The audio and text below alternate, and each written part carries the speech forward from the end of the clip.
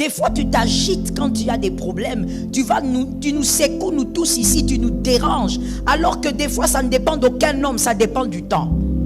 Cet amen est pourri. Des fois, tu nous déranges, nous tous ici. Alors que ce que tu veux ne dépend de personne ici. Personne ne pourra te le donner, même si la personne a quadruple onction. Ça dépend simplement du temps. Et il faut apprendre à attendre le temps. C'est comme ça que Caïn avait appris à ne pas dépendre d'Adam, à ne pas dépendre de Ève. Voilà pourquoi lorsque Dieu lui dit, où est ton frère? Souvent on a jugé cette phrase, mais on juge trop vite si on n'a pas étudié. Il faut étudier les Écritures.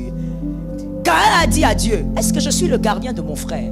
Au fait, la réponse de Caïn, ce n'était pas une réponse pour être impoli envers Dieu, mais c'était simplement pour dire, je n'ai jamais été son gardien. Je n'ai jamais été tout le temps là où il est. Je n'ai jamais été collé à lui, parce que moi, je suis quelqu'un d'indépendant. Ça a toujours été quelqu'un d'indépendant, qui savait dépendre du temps.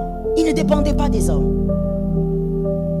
Lorsqu'on dit Caïn, c'est le 40e point chez vous. 4e maintenant. Lorsqu'on voit Caïn, on voit aussi que c'était quelqu'un, parce que c'était un laboureur. C'était quelqu'un qui savait que la patience, je reprends encore la patience, qui savait que la patience paye. Il attendait d'être payé par la patience. Donc lorsqu'il s'aimait, il attendait. Lorsqu'il venait entretenir, il attendait. Il savait que la patience paye. J'ouvre une parenthèse. Si tu n'as pas appris dans la vie chrétienne que la patience paye, tu seras très mal payé par ton agitation. Je reprends la phrase pour celui qui dormait. Si tu n'as pas compris dans ta vie chrétienne que la patience paye dans tous les domaines, tu seras très mal payé par ton agitation. L'agitation paye très mal. L'agitation paye avec les larmes et les grincements dedans. La patience paye toujours très bien. Même si on a l'impression qu'on a longtemps entendu, et Caïn avait compris ça, bien avant toi, que la patience paye. Ça ne sert à rien de courir. Autre chose qu'on voit lorsqu'on parle de Caïn. Caïn savait que pour devenir, il faut de l'effort. Ce n'était pas quelqu'un de paresseux. Il savait que pour avoir des résultats, il faut de l'effort. Il allait avec ses semences, il plantait. Il allait avec ses boutures, il plantait. Caïn savait qu'on ne peut pas devenir en étant paresseux, en ayant les bras croisés. J'ouvre encore une parenthèse. Les chrétiens d'aujourd'hui, nous devons savoir que l'onction n'exclut pas l'effort. C'est un amen bizarre. Écrire ne faudrait pas dire que tu ne sais pas dire amen. Ta bouche est ouverte, tu peux dire amen. Je disais, les chrétiens d'aujourd'hui, nous devons savoir que l'onction n'exclut pas l'effort. Nous devons savoir que les études que tu fais, ce ne sont pas des formalités. Tu dois faire des efforts pour devenir. Donne un amen normal. Donne un amen normal. Il faudrait que très bientôt, et d'ailleurs je demande à ce que ça commence dans cette assemblée maintenant et tout de suite. Lorsque les gens disent je suis à la permanence, on ne voit pas des paresseux qui dorment sans rien faire, mais on voit des personnes qui ont consacré un temps pour se retirer pour Dieu, mais le matin ils sont dehors. Donne un amen que ton frère entende. Donne un amen que ta soeur l'entende. Pas être à la permanence de manière paresseuse comme ça. Tu es là, tu dors du matin au soir, tu dis je prie. Mon frère, prière sans effort ne donne aucun résultat. Après avoir prié, bouge-toi et fais quelque chose. Dis à ton frère, tu dois te bouger. Sois un peu rapide, dis-lui tu dois te bouger. Dis à celui qui est derrière toi, tu dois te bouger. Dis à un autre, cette année il faut que tu te bouges. Ne fais pas semblant d'écrire mon frère. Dis à un autre, cette année tu dois te bouger. Il ne faut pas seulement être là en pensant qu'il faut lire la Bible, méditation. Il y a le temps pour la méditation, mais tu sais, la Bible est remplie de versets de travail au point où, si toi tu lis la Bible, ça ne te donne pas une colère pour te lever, aller chercher. Tu n'as pas bien lu la Bible. Il y a des versets de Genèse à Apocalypse. Lorsque tu les lis, tu dis, pourquoi je n'ai pas d'argent? Ça te révolte et tu dis, je dois faire quelque chose. Caïn n'était pas un paresseux. Caïn était celui qui savait que pour devenir, il faut fournir des efforts. Caïn Caïn n'a jamais dépendu d'Abel pour dire, donne-moi aussi une brebis, comme ça sera facile, je vais les accoupler et puis j'aurai des bêtes. Non, Caïn s'est focalisé sur son travail. Il savait que pour devenir, je dois donner de l'effort. Je dis à une personne, toi qui as des prophéties sur ta tête et qui attend que ces choses s'accomplissent d'elles-mêmes, tu es en train de rêver et tu risques de mourir avec toutes tes prophéties. Tu le sais, si tu ne le sais pas, je te le dis. Je l'ai souvent dit, le fils de la promesse peut mourir sans avoir vu l'accomplissement des promesses. C'est écrit. Il faut arrêter avec ces chansons mal réfléchies et qui ne sont même pas de la révélation. Parce qu'une révélation ne peut pas être anti-biblique. Où tu chantes et tu dis, le fils de la promesse ne meurt pas. Qu'est-ce que tu veux dire par là? Le fils de la promesse peut mourir. Il faut qu'il ait la révélation de sa destinée, qu'il entre dans l'accomplissement de sa destinée. Cet amen est pour qui? Tu dois être capable de comprendre les choses. Caïn le comprenait. Aujourd'hui tu le mortifies. Mais Louis comprenait des choses que toi tu n'arrives pas à comprendre. Caïn ne mangeait pas parce que Adam travaillait. Caïn mangeait parce que lui-même travaillait. Caïn ne mangeait pas parce que Ève travaillait. Non, ce fameux autel dont on va parler, il l'a fait avec ses propres efforts. Mais toi aujourd'hui, tu dis quoi? J'ai l'onction, je prie, je suis au service de Dieu. Oui, toutes ces choses sont bonnes, mais tu dois bosser. Est-ce que quelqu'un m'entend? Tu dois bosser. Qui dit Caïn dit encore ceci. Caïn comptait sur la terre. Il ne comptait pas que sur le temps, mais il comptait aussi sur la terre. Parmi ses précieux trésors, il y avait la terre. Parce que lui, il était laboureur. Donc il comptait sur la terre. Il veillait à ce que la terre lui donne sa part. Et lorsqu'on compte sur quelque chose, on la traite bien. Caïn savait traiter la terre. Parce qu'il savait que ses résultats, son bonheur, sa paix émanaient de la terre. Il savait respecter la terre. J'ouvre une parenthèse. C'est une parenthèse, donc je ne veux pas trop insister dedans. Aujourd'hui, il y a des chrétiens qui ne connaissent pas le mystère de la terre. Tu traites mal la terre sur laquelle tu es. Même pendant que tu es assis là. Là où tu as mis tes pieds, c'est la terre. La terre là, c'est elle qui reçoit, c'est elle qui donne. Mais aujourd'hui, les chrétiens ne comprennent pas ce mystère. Ce qui fait que tu fais n'importe quoi sur cette terre là. Et la terre va te donner exactement ce que tu as déposé. Si tu sais que la terre te donne aussi des grands résultats, tu dois savoir bien traiter la terre. Tu dois savoir qu'est-ce que tu fais à ton réveil face à la terre. Qu'est-ce que tu fais à ton coucher face à la terre. La terre doit bien recevoir pour te donner exactement ce que tu as déposé. La terre est comme une matrice. Si tu donnes quelque chose, elle te donnera. Et il n'y a personne qui vit sur la terre sans donner. Tout ce que tu fais, tu donnes. Même après ce culte, tout ce que tu vas faire, tu donneras à la terre. Et la terre va te la rendre. Le respect de la terre, que quelqu'un me dise le respect de la terre. Que quelqu'un d'autre qui a entendu me dise le respect de la terre. Aujourd'hui, les enfants de Dieu, il faut qu'on comprenne ça. Caïn à son époque avait compris. On ne mortifie pas celui qui te fait manger. On ne maltraite pas la mamelle qui te nourrit. Je le dis autrement pour quelqu'un d'intelligent. On ne mord pas la mamelle qui te nourrit. Lorsqu'elle te nourrit, tu as intérêt à la traiter avec respect. Et Caïn savait ça. Que Jésus nous aide. Autre chose que l'on voit quand on dit Caïn, le laboureur. Caïn respectait les principes du donner et du recevoir. C'est un principe que Caïn respectait. C'est un principe que Abel connaissait très peu, mais Caïn maîtrisait ça. Le principe du donner et du recevoir. Caïn savait que tu ne peux pas recevoir sans donner. Dis à ton frère, on va dire amen à cette parole. Dis à ton frère. Il y a des gens qui ont des combats des familles. Ça veut dire même quand ils entendent la vérité, ils disent pas amen. Parce que les combats des familles veulent leur garder dans les ténèbres. Caïn savait qu'on ne peut pas demander là où on n'a pas. On ne peut pas demander oui là où on n'a pas donné. Ça, Caïn le savait. C'est un laboureur. Il savait qu'il ne pouvait pas aller attendre une récolte là où il n'avait pas sémé. Et donc Caïn savait qu'on ne demande pas à quelqu'un à qui on n'a pas. entrons dans une parenthèse. Même dans les relations humaines, lorsque tu es en train de te plaindre que tel ou tel ne t'aime pas, est-ce que toi tu as donné l'amour? On ne demande pas ce qu'on n'a pas donné. En réalité, tout ce que vous allez demander sur terre, je parle d'abord des hommes, je suis dans les relations humaines, tout ce que vous allez demander sur terre aux êtres humains, ça doit être des choses que vous avez aussi déjà donné à quelqu'un d'autre. Donne un amen normal. Donne maintenant un amen de quelqu'un qui comprend. Tu ne peux pas demander aujourd'hui au frère Enoch de te donner de l'amour alors que toi, depuis que tu es né, tu n'as jamais aimé quelqu'un. Tout ce que tu fais n'est pas de l'amour, c'est un semblant d'amour. Tu fais tout par intérêt. Les personnes que tu dis aimer, tu ne les as jamais aimées. Tu es proche d'eux parce que tu sais que tu as de l'intérêt là-bas. Alors comment demandes-tu toi à Enoch de t'aimer? Ne demande pas ce que toi tu n'as jamais donné quelque part. Et Caïn maîtrisait ça. Caïn comprenait ça. Voilà pourquoi il n'est jamais allé demander quoi que ce soit à Abel. On ne peut pas demander ce qu'on n'a jamais donné.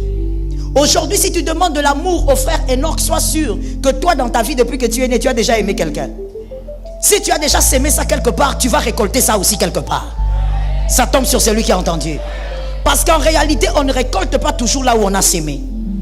Tu vas récolter quelque part. Il peut se faire que tu récoltes autre part. Tu es là en train de dire, moi on ne me respecte pas. Moi on ne me respecte pas. Incapable de comprendre le principe que Caïn comprenait. Est-ce que toi tu as déjà respecté qui depuis que tu es né? Fais la différence entre le respect et la peur. Il y a des gens, d'ailleurs, je vais même ajouter une troisième nuance. Fais la différence entre le respect, la peur et une fausse humilité. Il y a des personnes qui sont dans la fausse humilité. Pour une raison. Il y a plusieurs, mais ça m'a épinglé une raison. La première, c'est quoi? C'est qu'il est dans la pauvreté.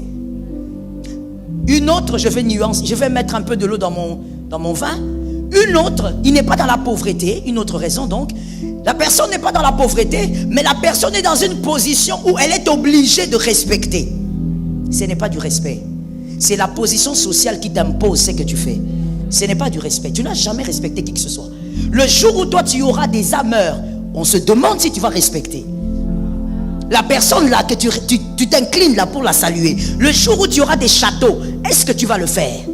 Donc aujourd'hui, il y a des personnes qui ne sont pas dans le respect. Elles sont dans le manque.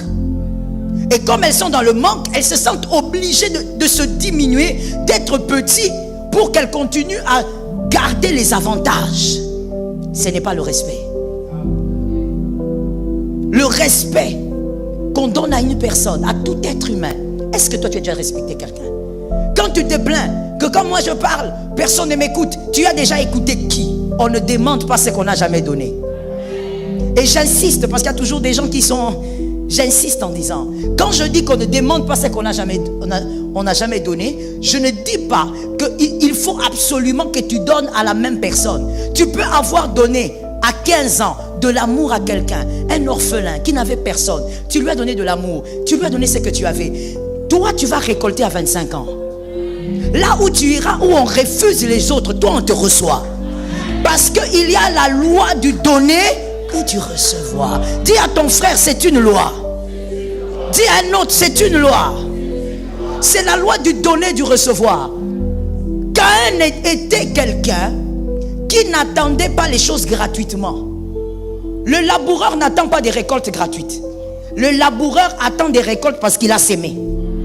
Donc c'était quelqu'un, en réalité, contrairement à ce que tu as toujours pensé, Caïn était quelqu'un qui faisait respecter sa personne, qui n'avait pas besoin de mendier, qui attendait que la terre lui donne sa part pour qu'il se sente satisfait. Lorsque tu es là en train de dire, mais pourquoi est-ce que moi, on m'offre jamais des petits cadeaux? Toi, tu offres des cadeaux à qui? Tu as déjà offert quoi à qui? Toi, quand tu offres quelque chose, c'est la chose qui est fatiguée, qui est abîmée, qui est moisie, la chose que tu n'utiliseras plus, que tu ne peux même pas donner à ton frère. C'est ça que tu vas aller donner aux orphelins. Et un jour, tu vas dire, pourquoi est-ce que moi, dans ma vie, j'ai remarqué, moi, on ne m'offre pas des cadeaux. Moi, on ne peut pas t'offrir. Toi, tu n'as jamais donné. On ne te donne pas ce que tu n'as jamais donné. C'est comme ça que tu verras aussi qu'il y a des gens, quoi que tu fasses, on leur fera toujours du bien. Tu vas jalouser, tu vas gonfler, tu vas t'éclater. Mais on leur fera toujours. Il y a des gens, même les païens vont courir pour leur faire du bien. Parce que ce sont des gens qui ont tellement... Répète ça que tu guérisses. Des gens qui ont tellement... Ils ont trop donné. Ils ne donnent pas quand ils voient un besoin. Ils donnent quand ils sentent le besoin. I like it. Ils ne donnent pas quand il y a. Ils donnent quand ils sentent. Ils ne donnent pas quand il y a un besoin. Ils donnent quand ils sentent le besoin. C'est différent. Mais toi, pour donner, il faut que l'église parle. Déjà, tu donnes qu'à l'église. Il faut que l'église dise, vous savez, les orphelins, vous savez. Donc, on te présente la misère des gens pour que tu donnes. Il faut que tu voies les larmes des gens pour que tu prennes une chemise médiocre et que tu donnes. Et toi, tu vas venir te dire, pourquoi on ne me donne jamais rien? Oh, Caïn était plus intelligent que toi de très loin. Il savait qu'on ne peut pas réclamer ce qu'on n'a pas libéré. Il y a des personnes sur cette terre qui ne manqueront jamais des maisons. Même si ce n'est pas toi, dis un amen que tu guérisses. Il y a des personnes qui ne manqueront jamais de maison. C'est comme ça que je disais encore plus, je ne sais plus c'était quand, je parlais à l'un de mes fils. Je lui disais, sur la terre, chacun. Ah voilà, toi tu es ma fille. Chacun et chacun. Toi tu ne peux pas suivre quelqu'un, tu dis, non comme on est dans la même église, c'est ma copine, je la suis. Attention, on n'est pas pareil. On a l'impression d'être pareil, mais on n'est pas... Il faut bien comprendre le pasteur Joël, il ne faut pas penser n'importe quoi. Je dis dans la maison des dieux, on est tous enfants des dieux, mais à cause de nos origines, on n'est pas pareil. Il y a des enfants sur la terre, leur père a donné des maisons à Dieu. Toi tu crois qu'un enfant comme ça peut manquer une maison? Il ne peut pas. Il ne peut pas. Fais comme tu veux, fâche-toi, ça ne changera pas. C'est un principe du donner et du recevoir. Sa mère, elle a regardé, elle a dit non, non, non. À l'église, on a des besoins. Elle est allée en cachette, elle a pris l'argent du loyer, elle a donné à Dieu. Toi, tu crois que tu peux être comme ces garçons-là? Frère, attention. Attention, calme-toi. Quand tu vis avec quelqu'un comme ça, il faut savoir que toi, tu dois avoir une bouée. De rien. Toi, tu dois avoir une bouée. Parce que quand ça va chauffer, lui sera délivré. Toi, tu vas entrer. Tu dois avoir une bouée. C'est pourquoi aujourd'hui, sois conscient de ta vie, sois conscient d'où tu sors. Jésus nous a tous sauvés, mais il y a des personnes qui ont des crédits. Ah, my God, my God. Il y a des gens qui ont à leur effectif des crédits. Les parents, les grands-parents ont mis des choses. Il y a des choses qui ne peuvent pas manquer. Des fois, quand tu es sa copine, tu ne comprends pas. Tu dis, ah, comment même quand on sort, c'est seulement lui qu'on voit. Mon frère, il n'y a pas de gris-gris là-bas. Il y a des mystères spirituels. On va le voir. On va le voir. Ses parents ont trop créé des visibilités dans sa vie. Ils ont beaucoup donné. Voilà pourquoi, mon frère, je dis à quelqu'un, pourquoi Dieu a dit, la parole de Dieu dit, que la mort des élus, la mort des saints, c'est une joie. Pourquoi? Parce que même quand un élu meurt, il n'a pas vu ses enfants grandir. Oh, ses enfants ont la garantie de la croissance. Ses enfants ont la garantie du bonheur. Il n'y a pas besoin que papa soit là. Ce que papa a fait, c'est déjà le chemin qu'il a ouvert. Est-ce que quelqu'un m'entend? Ce qu'il a donné là, ce qu'il a donné à Dieu, il a donné aux gens, il a donné aux orphelins, il a fait ceci. Ce sont des choses qui marchent avec les enfants. Et c'est comme ça que tu verras, il y a des enfants qui sont surpris pour dire, ah, mais moi je n'ai rien demandé ici, mais comment Stella a voulu me payer les études? Oui, ses parents ont payé les études aux orphelins. Lui ne peut pas manquer le diplôme. Je connais un garçon qui me fait souvent rire. Il me dit, ah, pasteur, moi je ne comprends pas, même quand je n'ai pas la volonté d'étudier, cette année-là, il est orphelin. De père et de mère. Il dit, même quand je n'ai pas la volonté, tu verras seulement quelqu'un venir. Ah petit, tu sais aujourd'hui à l'église, tu m'as beaucoup touché. Je l'ai beaucoup touché, mais maman, je n'ai rien fait. J'étais assise dans la foule. J'adorais comme tout le monde. Mais il vient, il me dit, écoute, je te paye l'année. Il a fini sa licence comme ça. Moi, je lui ai dit, quand tu as dans ton effectif des parts que les hommes ont déposées, Dieu voit ces choses. Les hommes ont sémé. Tu dois récolter. Si eux sont partis sans récolter, toi tu dois. Tu dois récolter. C'est comme ça, comprenons-nous bien, que la parole dit, vous habiterez des maisons. Il ne faut pas dire amen avec rapidité quand tu lis les versets. Il faut comprendre l'essence de chaque texte. Ce n'est pas pour tout le monde. Vous allez habiter des maisons que vous n'avez pas construites parce que quelqu'un quelque part aussi avait libéré des maisons. Quelqu'un a entendu. Voilà pourquoi lorsqu'il s'agit de servir Dieu, de faire du bien aux hommes, qui que ce soit, mon frère, tu dois avoir un cœur révélateur. Un cœur qui est rempli de révélation. Tu n'as pas besoin qu'on te force. Tu ne sais pas ce que tu sèmes là. Tu ne sais pas qui va récolter ça. Peut-être que l'œuvre que tu viens de faire, c'est ta fille cadette qui va en bénéficier. Ça tombe sur quelqu'un au nom de Jésus. On ne blague pas avec ça. Peut-être que toi, ton papa ou ta maman est allé avec nos pays d'Afrique assez compliqués, est allé dans les maternités à payer pour certaines femmes des frais qui n'arrivaient pas à sortir. Comment tu veux que l'enfant d'une personne comme ça, que son bébé meurt dans la maternité? Son papa a sorti des bébés de la maternité. Même si toi tu ne pries pas pour elle, elle va accoucher, elle va sortir. Est-ce que quelqu'un m'entend très bien? Je veux choquer quelqu'un en disant ceci. Est-ce que vous savez que tel que nous sommes tous assis ici, tout le monde n'a pas les mêmes sujets de prière? Je veux m'expliquer. Pas parce que nous avons des destinées seulement différentes, mais parce qu'en réalité, il y a certains sujets qui ne peuvent jamais arriver à certains. Il y a certains problèmes qui ne peuvent jamais atteindre certains.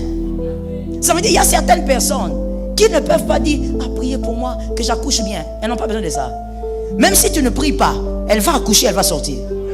Est-ce que quelqu'un m'entend? Parce qu'il y a quelqu'un qui a déjà sémé. Il faut que tu récoltes. La loi du donner et du recevoir. C'est tout. Non, mais pourquoi moi, tel que je suis là, personne, il n'y a pas des bons garçons qui m'aiment? Les bons garçons. Pourquoi il n'y a pas de bonnes filles qui m'aiment? Les bonnes filles, ça ne se ramasse pas.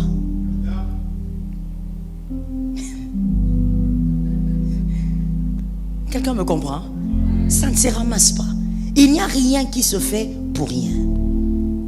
Il doit avoir quelqu'un qui a sémé quelque chose pour que dans une lignée, il rencontre que des bonnes personnes.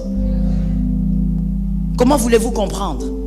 Quelqu'un de moins intelligent, permettez le terme, moins intelligent, qui se débrouille, même à l'école c'est trop compliqué pour lui, il se débrouille seulement avec son intelligence, mais il arrive à rencontrer une très bonne femme et ils sont dans la paix extraordinaire. Leurs problèmes ils gèrent avec intelligence, mais toi avec tous les diplômes que tu as, toute l'intelligence que tu as, nous tous nous acclamons, mais regarde les gens de femmes que tu es allé chercher. Regarde, même nous-mêmes nous nous posons la question, comment tu as fait? Ça veut dire toute l'intelligence que nous célébrons ici, ça ne t'a pas aidé à choisir une bonne femme. Oh, ce n'est pas un hasard. Est-ce que quelqu'un m'entend bien? Ah, ce n'est pas un hasard. Une fois, j'étais en train de réfléchir sur une famille. Je parlais même avec mon mari, j'ai dit, mais comment tous ces enfants ont étudié comme ça? Comment tous ces enfants se sont mariés comme ci? Et la plupart, ce sont des filles. Mais comment ça se fait? Comment aucune n'a commis ce genre d'erreur? Comment? Et puis mon mari m'a dit, ce qui est sûr, c'est que cette vie-là ne provient pas de la prière de ses enfants. Il y a des choses qui ne peuvent pas provenir de vous-même. Il y a des choses qui proviennent forcément de vos précurseurs. Il y a des gens qui ont fait quelque chose que vous ne savez pas. Ah oui, monsieur, on va parler de la grâce, on est d'accord, la grâce est une réalité. Mais mon frère, au-delà de la grâce, cette fille-là qui a grandi, comme toutes les autres, avec des copines, avec ceci et cela, en écoutant tout ce qu'elle a pu entendre, elle n'est pas tombée dans certaines erreurs, elle a trouvé un bon mari, elle s'est casée. Mais sa copine à côté qui vivait aussi avec elle, va se faire engrosser 4 fois. Et elle ne trouve toujours pas d'homme. Elle est dans une instabilité incroyable. Tu appelles ça quoi? Tu appelles ça quoi? Il y a quelque chose qui est en train de se passer. Quelque chose que tu ne maîtrises pas. Voilà pourquoi, si toi tu n'as pas sémé, si l'autre n'a pas sémé, toi sème. Qui a entendu? Qui a compris que c'est à lui que je m'adresse? Si avant toi on n'a pas sémé toi-même, c'est aujourd'hui qu'il faut s'aimer. Et si tu sais qu'avant toi on avait s'aimé, continue quand même. Déverse là-bas gravement au nom de Jésus. I praise the name of Jesus. Libère des grâces là-bas. Même si avant toi on avait s'aimé, continue. Que ça descende, que ça descende. afin qu'eux reçoivent ce qu'ils n'ont pas sémé, qu'ils habitent des maisons où ils n'ont pas construit, qu'ils vivent à des endroits alors qu'ils n'ont pas fourni des efforts. Est-ce que quelqu'un m'entend bien? Ils auront leur part d'efforts, mais ils vivront aussi des mystères. Parce qu'avant eux, il y a quelqu'un qui est dans cette salle qui va s'aimer en ordre et en désordre. Quand tu vois quelqu'un, comme je le disais, que ça soit un besoin pour toi, n'attends pas qu'un besoin se manifeste autour de toi. Tu vois quelqu'un qui est dans le manque. Vous savez, il y a des gens, dis à ton voisin, il y a des gens bizarres. Répète-moi encore avec autorité, il y a des gens bizarres. C'est-à-dire qu'il y a des gens qui ont des cœurs très bizarres. Ça veut dire que lui, on peut l'appeler chrétien, mais moi je ne sais pas comment l'appeler. Je ne compte pas les définir, mais ce sont des personnes bizarres. C'est-à-dire que ce sont des gens, pour qu'ils donnent quelque chose, il faut que tu pleures. Vous les voyez, non, quand je parle? Il faut que tu pleures. Ça veut dire que même quand tu viens lui dire, est-ce que j'ai besoin d'un petit, j'ai besoin d'un 1000 francs. Quand tu dis ça simplement comme ça, il te regarde. Ok, que Dieu t'aide. Mais quand tu seras en train de dire, vraiment, s'il te plaît, vraiment tu sais, je traverse des moments difficiles, il se nourrit de la douleur des autres. Et lorsqu'il va te donner, il se sent fier. Pourquoi? Parce que c'est comme si tu as délivré de quelque chose. Il y a des gens comme ça. Si toi tu es là, que Jésus te délivre, que Jésus te guérisse ce genre de cœur. Ça veut dire, toi ton plaisir c'est que, je vous dis qu'il y a des gens comme ça, son plaisir est que toutes les personnes viennent à lui pour lui demander, tu peux, s'il te plaît. Et lui il se sent bien. À ces jours-là, mais il a vu, il est venu demander, il est venu s'agenouiller. Quel genre de cœur? Tu dois savoir que lorsque tu fais des choses comme ça par contrainte ou par orgueil, tu ne reçois pas la récolte. Tu ne reçois rien. Tu vas attendre, tu ne vas rien récolter. L'orgueil te motive. Sois capable de faire du bien même quand on ne dit rien. Est-ce que quelqu'un m'entend bien? Et puis il y a aussi cette sorcellerie dans la plupart des églises locales. Que quelqu'un me dise la sorcellerie. Que quelqu'un d'autre me dise la sorcellerie. Maintenant que quelqu'un me dise, soyons délivrés au nom de Jésus. C'est-à-dire que toi tu es dans une église locale. Tu attends qu'on te dise, achète la chaise alors que tu vois que la chaise est cassée. Quand tu viens, des fois même tu dis, non, pas cette chaise là, c'est cassé. Oh. Donc tu sais aussi que la chaise est cassée. Tu demandes une autre chaise. Mais tu vas attendre qu'on fasse la collecte de 15 $ pour que tu donnes pour la chaise. C'est le même cœur au fait. Un cœur incapable de faire du bien simplement parce qu'il sent lui-même le besoin de le faire. Venir comme ça à l'église, regarder, dire, ah non, j'ai l'impression que cette peinture s'est abîmée. Est-ce que je peux demander au pasteur qu'est-ce qu'il faut pour que cette peinture soit renouvelée? Non. Toi, quand tu as ton argent, c'est pour toi, c'est pour ta maison. Voilà pourquoi tu auras une descendance pauvre. Je te réchoque. Tu risques d'avoir une descendance pauvre. Une descendance, quand elle doit recevoir des choses, non seulement elle fournit trop d'efforts au-delà de la normale, mais c'est une descendance qui ne reçoit que des miettes parce que tu as été un précurseur inconscient. Des enfants qui se battent tout le temps. Et ils ont même sorti là la phrase, la vie c'est la guerre, c'est la bataille. Tu te bats avec qui? Tu te bats avec qui? C'est pourquoi tu as un cœur noir.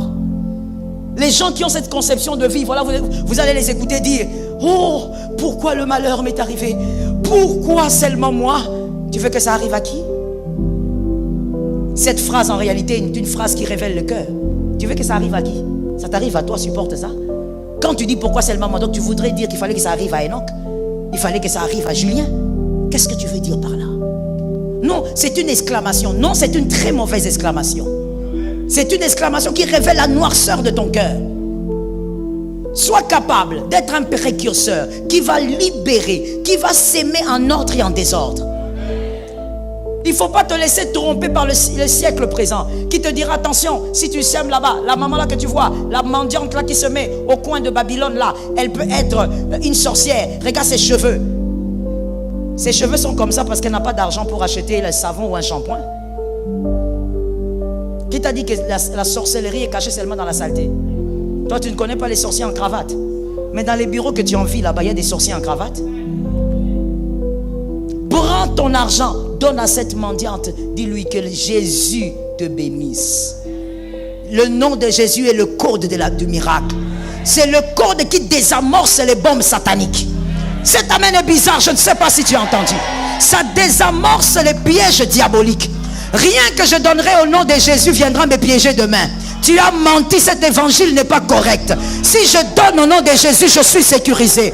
Je donne au nom de Jésus, je suis protégé. Je donne au nom de Jésus, je vais de l'avant. Je donne au nom de Jésus, je récolte. Je ne donnerai pas au nom de Jésus et puis qui t'a dit ça? C'est quel Jésus? Tu parles de Bar Jésus ou tu parles de quel Jésus? Les Jésus de la croix? Pas l'homme de Galilée. Il faut donc savoir que tu dois être un précurseur conscient. Sème en ordre et en désordre. Fais du bien à tout le monde. Est-ce que ça t'est déjà arrivé? Je veux passer, mais il faut que j'insiste. Ça t'est déjà arrivé de donner à quelqu'un une chose que tu as acheté cher et que tu n'as jamais utilisée? Et tu l'as acheté cher. Ça veut dire que même toi-même, parmi les choses chères que tu achètes pour toi, ça fait partie des choses chères. Et tu prends, tu ne l'as jamais utilisé et tu donnes à quelqu'un. C'était déjà arrivé? Si ça t'est jamais arrivé, commence l'exercice à partir de demain. J'ai entendu 2 personnes. Tu vois, tu sais pourquoi tu dis pas amen, monsieur? Parce que tu es dans une génération, malheureusement, une génération qui aime Kabelanga. Kabelanga. C'est ça la génération d'aujourd'hui. Les jeunes sont comme ça. Donne-moi, donne-moi. Une génération de pauvreté. Je choque, je te réchoque. Une génération de pauvreté. C'est-à-dire, vous aimez tellement la gratuité. Vous aimez que tout soit gratuit et vous aimez aussi qu'on vous donne. Un homme de grande vision. Non, je vais le dire même pour choquer. Je sais que tu n'aimes pas cette phrase, mais je vais la dire. Un homme riche n'aime pas qu'on lui donne. L'homme riche ne dépend pas des hommes qui vont tendre. Non, non, non, non. Il ne tend pas la main. C'est comme ça que David a dit, il est juste, n'est pas abandonné. Sa postérité ne mendie pas le pain. Il n'a pas besoin de mendier le pain. Il n'est pas là en train de vivre. Il attend qu'on lui donne. Qui va me donner aujourd'hui? Non. Un homme qui est appelé à devenir riche sur terre, il ne peut pas être comme ça. Parce qu'il sait que c'est nocif, c'est toxique. Toi, tu es toujours là. Génération. C'est comme ça que quand tu viens à l'église, tu attends que la parole que Dieu te donne ici ne te suffit pas. Donc toi, tu ne viens pas pour la parole. C'est dans l'église locale, c'est Dieu qui donne de sa parole et de sa puissance. Mais toi, tu es dans autre chose. Tu attends qu'on te donne. Tu es là, quand on sort du culte, tu fais un visage triste. Les genres de personnes à qui tu demandes, est-ce que ça va? Ça ne va jamais. Est-ce que ça va? Petit, peu, fiouti. Je m'exerce. Donc toi, c'est toujours comme ça. Tu peux jamais dire, oui, ça va bien. Non, tu te dis que si tu dis ça, peut-être qu'il voulait me donner un $50, ça va rater. La génération de la mendicité. Voilà pourquoi il y a très peu des hommes riches. Parce que c'est une génération qui ne respecte pas le principe de la richesse. On est là, on te dit, voici, il y a un livre que ton daddy a écrit, viens acheter. Toi, tu attends qu'on offre. À la fin même du culte, tu demandes, quel jour on va donner des cadeaux? Toi, tu ne comprends pas un principe. Celui qui a donné de son effort pour avoir quelque chose, quand il te donne la chose gratuitement, tu as sa dette. Je vais au-delà. C'est une parenthèse. Je n'ai pas le temps pour ça aujourd'hui. Je vais au-delà. Non seulement tu as une dette que peut-être toi tu ne pourras pas rembourser, mais ta destinée maintenant a une dette envers lui. Si toi tu passes, ce sont tes enfants qui ont une dette envers ses enfants. Même si vous n'arrivez plus à vous voir, toi tu es ici, les enfants de cet homme se trouvent au Canada. Ta descendance a la dette de cette descendance. Et d'une manière ou d'une autre, ta descendance se retrouve comme dans une prison. Qui n'a jamais entendu des gens dire, peut-être même que c'est toi-même, tu essayes d'avoir des choses, mais c'est toujours en forçant que tu vas y arriver. Si tu ne forces pas fort, la porte ne s'ouvre pas. Toi, tu es de la catégorie de ceux qui doivent d'abord trimer, pleurer, gémir, 40 jours de jeûne et prière, et puis la petite porte comme ça s'ouvre. Il faut bien que quelqu'un décide ce soir. Je suis d'accord avec toi. Il faut bien que quelqu'un prenne une décision ce soir. Le principe du donner, c'était le 40e. D'accord. Ce sont les 7 principes ou les 7 éléments du profil de Caïn que vous devez avoir dans vos carnets et pourquoi pas en tête. Donc, résumons le profil de Caïn. Caïn est donc une personne très rationnelle. Très rationnelle. Elle peut croire, cette personne, elle peut croire au mystère de la terre, du vent. Elle peut croire à l'inconnu, mais elle s'appuie beaucoup plus sur son intelligence. Caïn est quelqu'un de rationnel. C'est quelqu'un qui sait que quand il a la semence, il y aura la récolte. Il est dans la raison, il est dans l'intelligence. Le rationalisme de Caïn était son point fort. Parce qu'à cause de ça, il a pu vivre de son travail. Mais le rationalisme de Caïn était en même temps son piège. La force de Caïn est devenue son piège. Est-ce qu'on est en train d'évoluer avec quelqu'un? Est-ce qu'on évolue avec quelqu'un? La force de Caïn est devenue son piège. Et ce piège a créé tout ce que vous connaissez de Caïn aujourd'hui. C'est parti de sa force qui était le rationalisme. Mais je veux ici insister sur une chose. Le rationalisme de Caïn était un rationalisme extrême. Parce que rappelez-vous qu'on a dit il ne comptait que sur l'effort. Le calcul de Caïn était celui-là. Le rationalisme extrême. Ce rationalisme extrême de Caïn a créé tous les dégâts que Caïn a eu à faire. Expliquons pourquoi. On écrit petit 1. Le rationalisme extrême de Caïn empêche à son esprit de capter la révélation et de communiquer à l'âme. Le rationalisme extrême de Caïn a créé un bouchon au niveau de l'esprit de Caïn. Caïn ne pouvait plus recevoir la révélation au niveau de son esprit et transmettre à l'âme.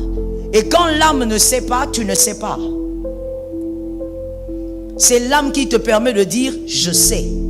C'est l'âme qui te permet de dire « j'ai capté une information ». Ça n'a pas commencé avec l'âme, ça a commencé avec l'esprit. Si Caïn avait élevé l'autel qui a créé tout ce que ça a créé après, c'est par manque de révélation. Quelqu'un m'a dit manque de révélation. Mais ce qui a créé le manque de révélation, c'est le rationalisme extrême. Là où on se focalise que sur l'intelligence. Quand on se focalise sur l'intelligence, il n'y a pas l'espace pour la révélation.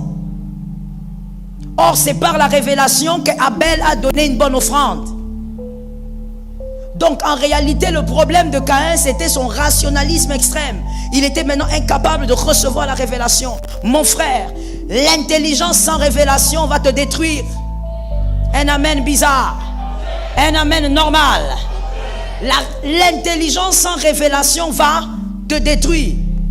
Il faut être intelligent, associe ton intelligence à la révélation. Pour les élus de cette assemblée, et même en distanciel, je déclare que l'intelligence est pour jumelle la révélation. Ça tombe sur tes enfants. Que l'intelligence est pour jumelle la révélation. Mais Caïn ne pouvait pas avoir la révélation de quel type d'autel élevé. Parce qu'il était un rationaliste extrême. Il n'y a pas de place pour la révélation. C'est comme ça que vous voyez des fois, même quand on prêche ici, David a dit, Dieu parle une fois, j'entends deux fois. C'est-à-dire, Dieu peut dire, David avance. David entend autre chose parce qu'il est dans la révélation. Est-ce que quelqu'un m'entend bien? C'est comme quand il va tuer Goliath. L'intelligence, c'est quoi? Je veux d'abord que tu me regardes maintenant, d'accord? Tu vas écrire, tu me regardes d'abord. Lorsque David va tuer Goliath, c'est là qu'on peut voir l'image de l'intelligence et de la révélation. Je n'ai pas noté ça, donc il faut retenir. Et donc, David, quand il part, il va d'abord prendre les pierres, c'est l'intelligence. Il sait qu'il ne va pas tuer un géant seulement avec ses mains, même s'il a Dieu. l'intelligence. Il prend les pierres. Et quand il prend les pierres, maintenant il dit, devant Goliath, il comprend que l'intelligence ne suffit pas. C'est pourquoi David ne dit pas, j'ai pris des bonnes pierres, je vais te tuer. David dit, tu viens contre moi avec les javelots et les lances, moi je viens contre toi au nom de l'Éternel des armées. La révélation entre en jeu et Goliath tombe. Il n'y a pas un Goliath terrassé sans l'intelligence. Donne un amen. Il n'y a pas un Goliath terrassé sans révélation. Les deux choses doivent marcher ensemble. Caïn a manqué la révélation alors qu'il était intelligent. Voilà pourquoi il y a l'autel de Caïn. Caïn a raté la révélation. Lorsque son frère travaillait, lui aussi avait une très bonne volonté. Il est allé prendre les fruits de son travail. Il n'est pas allé mendier. Toujours très rationnel. Mais le problème c'est qu'il a manqué la révélation. C'est que Dieu voulait. Pourquoi? Il était trop rationnel. Extrêmement rationnel. Il n'y a pas de place pour la révélation. Dans l'église, quand on prêche, toi tu entends quoi? Si tu as le Saint-Esprit en toi, tu ne peux pas entendre que ce que j'ai dit. Impossible. À moins que tu n'aies jamais reçu le Saint-Esprit. Si tu as reçu le Saint-Esprit, je me répète, il est impossible que tu entendes que ce que j'ai dit. Si tu as reçu le Saint-Esprit, pendant que je parle, il te dit d'autres choses. Pendant que je parle, il t'ouvre les yeux face à autre chose. Pendant que je parle, il te donne les paroles que personne n'a entendues dans cette salle. Ça tombe sur quelqu'un qui a entendu. Le Saint-Esprit dit en nous, Abba Père. Donc quand on prêche la parole, toi tu entends. Il est en train de te communiquer des choses. Il te dit, tu vois, ça c'est toi, ça c'est pour ta mère, ça c'est pour ceci. Il t'amène. Il te fait même promener dans ta famille. Est-ce que quelqu'un m'entend? La révélation doit être associée à l'intelligence. L'intelligence sans révélation fait quoi, j'ai dit? Tu ne peux pas dire je suis intelligent, tu te limites là. Il y a des choses, écoute-moi très bien, regarde-moi convenablement, et quand tu me regardes, regarde-moi aussi pour ta descendance. Il y a des choses dans la destinée. Quand tu le fais, c'est l'intelligence qui t'amène jusqu'à un point. Arrivé à ce point, l'intelligence te dit je m'arrête là. Oh my God, que Dieu aide quelqu'un.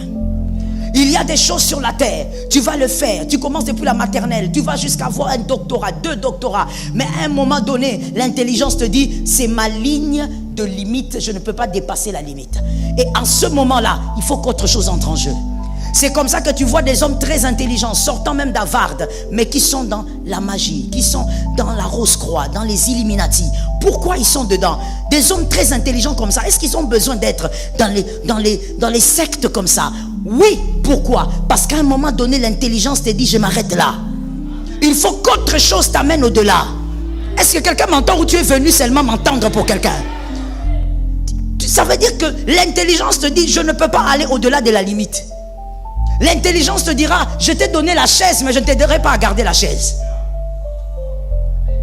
L'intelligence te dira, ici là, tu es dans un milieu où il y a des gens qui ont des choses aux pieds, d'autres sous la hanche, d'autres sous le bureau. Il faut que toi-même tu cherches aussi quelque chose. C'est là où nous les élus nous disons, il y a un Dieu quelque part, où nous avons l'onction de Dieu qui nous aide à garder la chaise. Est-ce que quelqu'un m'entend très bien? À un moment donné, il faut te séparer du profil de Caïn. Il ne faut pas seulement avoir toutes ces belles choses, mais il faut avoir la révélation. Que l'intelligence ne bouge pas la révélation.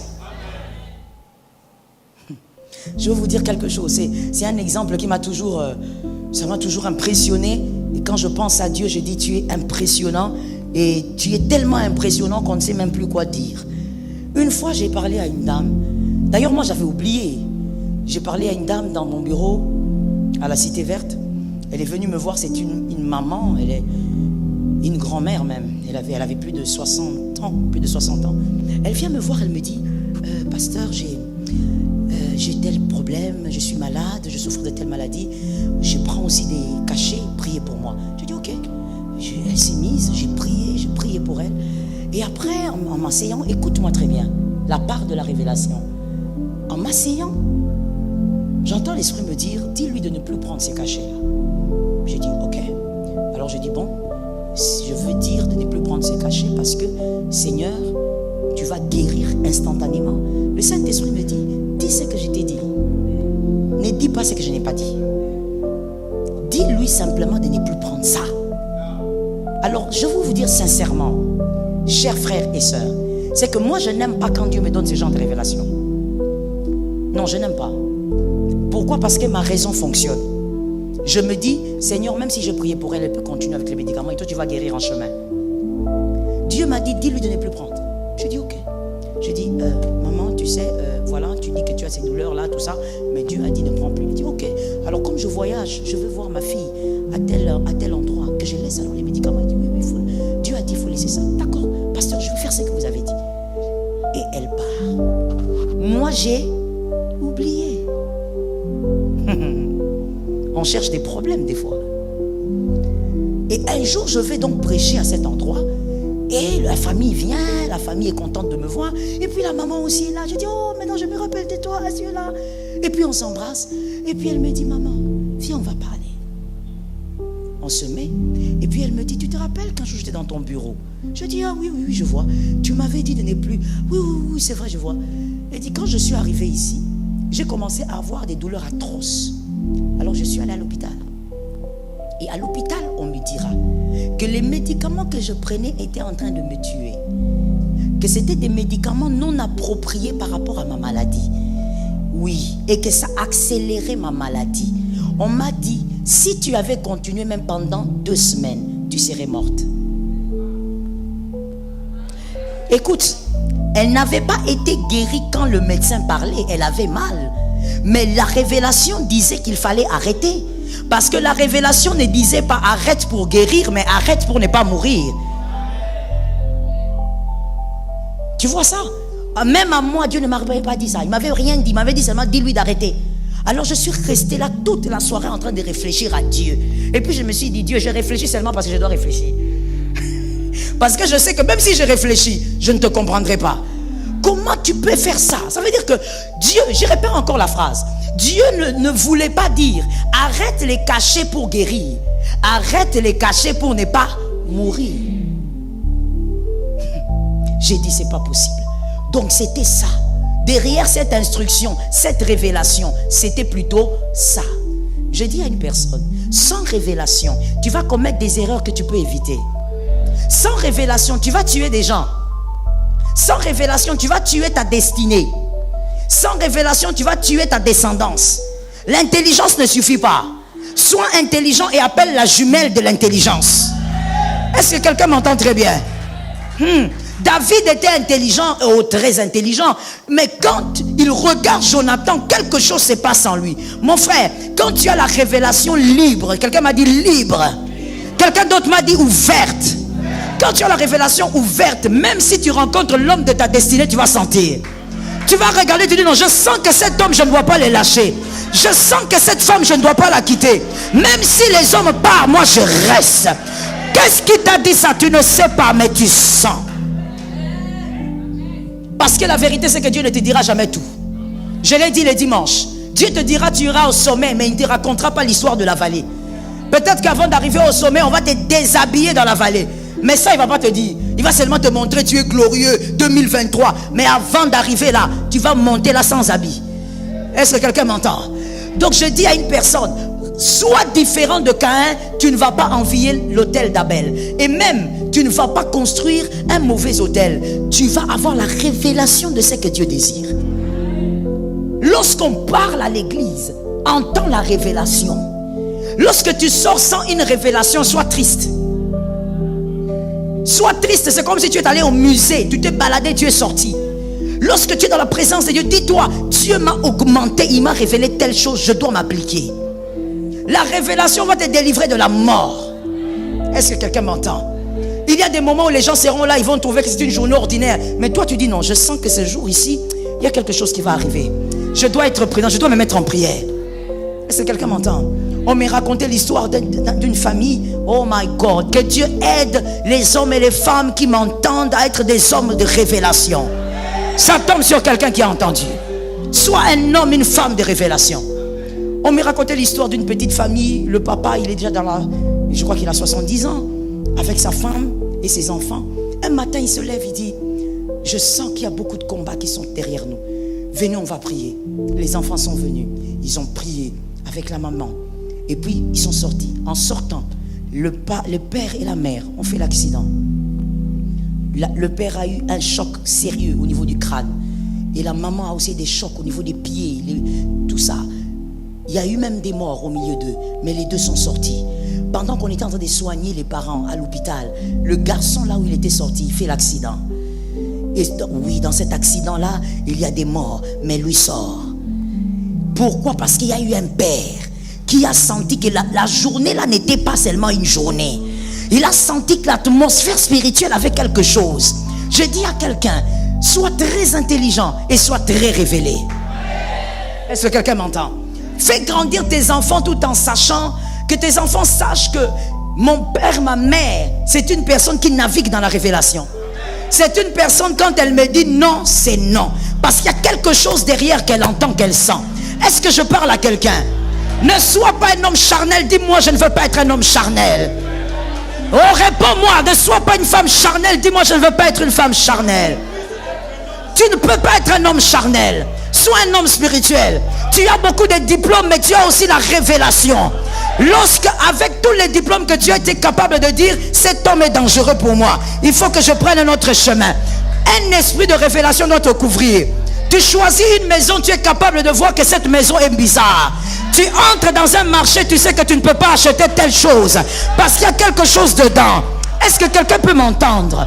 Dans le monde actuel, c'est un monde où ceux qui vendent certains produits que vous et moi achetons, ce sont des personnes qui sont dans les loges. Et celui qui est dans les loges, il consacre ses biens. Est-ce que quelqu'un m'entend? Il consacre. Il consacre tout ce qui est à lui. Donc toi, quand tu achètes, n'achète pas comme une femme charnelle.